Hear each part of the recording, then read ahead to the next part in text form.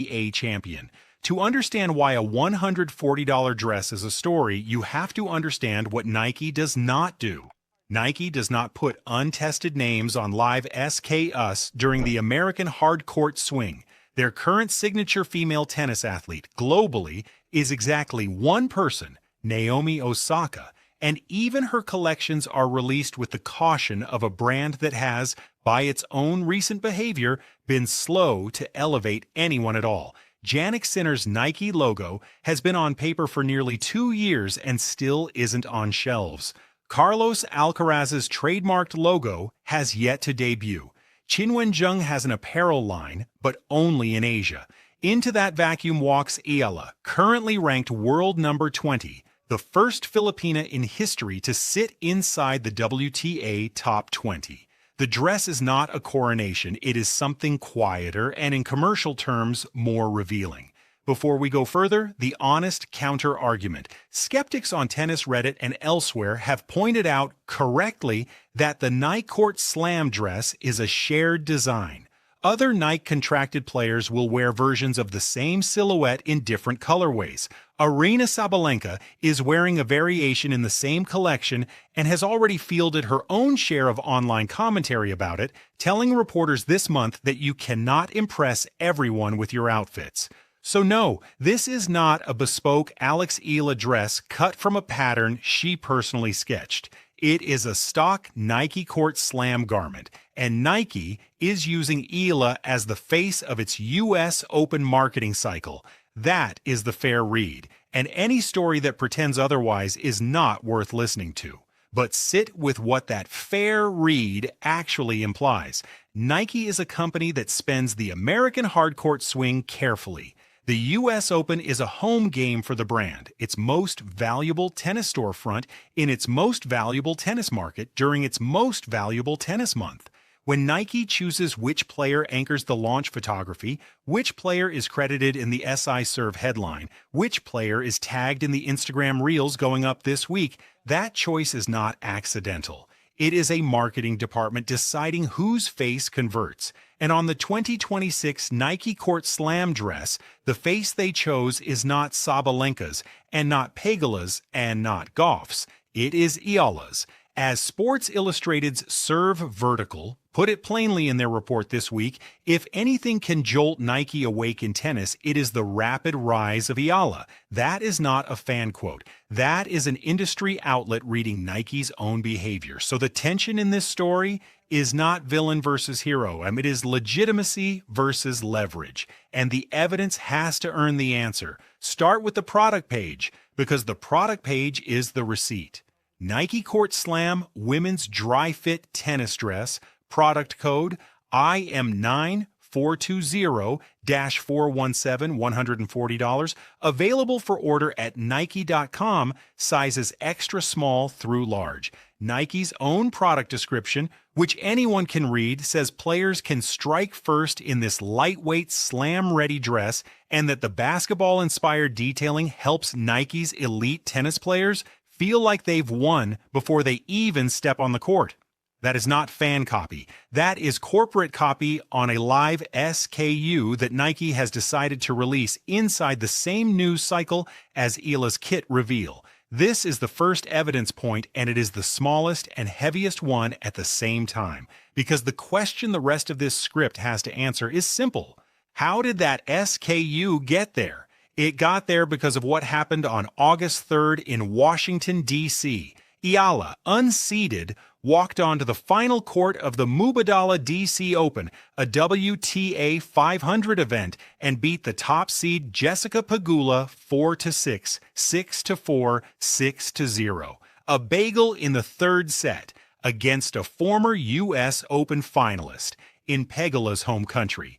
That match made Eala the first Filipina in the history of professional tennis to win a WTA singles title, and the first Filipina to win a WTA 500. It was not an upset in the small sense. It was an upset in the industry sense, the sense that reprices sponsorship contracts and moves a name from the watch list tab in a Nike marketing spreadsheet to the activate tab.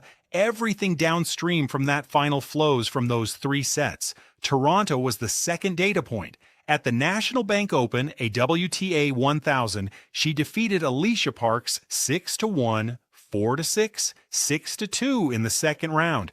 Then she defeated the 7th seed and hometown favorite Leylah Fernandez 6-2, 7-6 in a tiebreak. She took 7 points to 1. She lost in the round of 16 to Belinda Bencic. We will come back to that loss, but the sessions she played in were, by multiple reports, sold out. Fans traveled. Some behaved beautifully, some rowdily, and tennis columnists spent the following week debating whether her fan base was good for the sport or too much for it. Every one of those debates is, in the language of a marketing department, engagement. Every one of those tickets is, in the language of a sponsor, conversion. Sponsors do not measure poetry. They measure whether a name moves a room. Then came the ranking.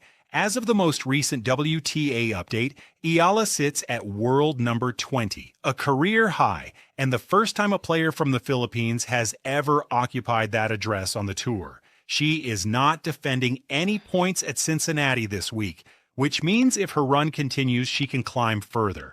And a top 16 seeding at the U.S. Open is genuinely in play. That is not a marketing narrative. That is arithmetic. And arithmetic is the language Nike speaks when a product manager signs off on a dress launch. Take a breath here, because there is a temptation when a story lines up this cleanly to sprint to the finish and call it a coronation. It is not a coronation. Alex Eala is not the next Serena. She is not, at time of writing, a Nike signature athlete. That distinction, globally on the women's tennis side, still belongs to Osaka alone. Eala has previously received limited edition Nike apparel capsules in select markets, and she appeared on the cover of Vogue Philippines in August of 2025 wearing signature NikeCourt attire, which was itself the first tremor. What is happening now is the second tremor. It is bigger than the first. It is not yet the earthquake. Keep that scale in mind as we continue. Which brings us to the market read, the third cluster of evidence, and the part of this story that a general sports audience tends to miss. Nike has been, by its own recent record, in a strange holding pattern in tennis. The post-Serena, post-Nadal era has left the brand with a legacy of the sport's biggest names and a shortage of new ones. Osaka's Nike kits sell out. The brand has proof of concept there, but every player after her has been developed slowly, cautiously, market by market.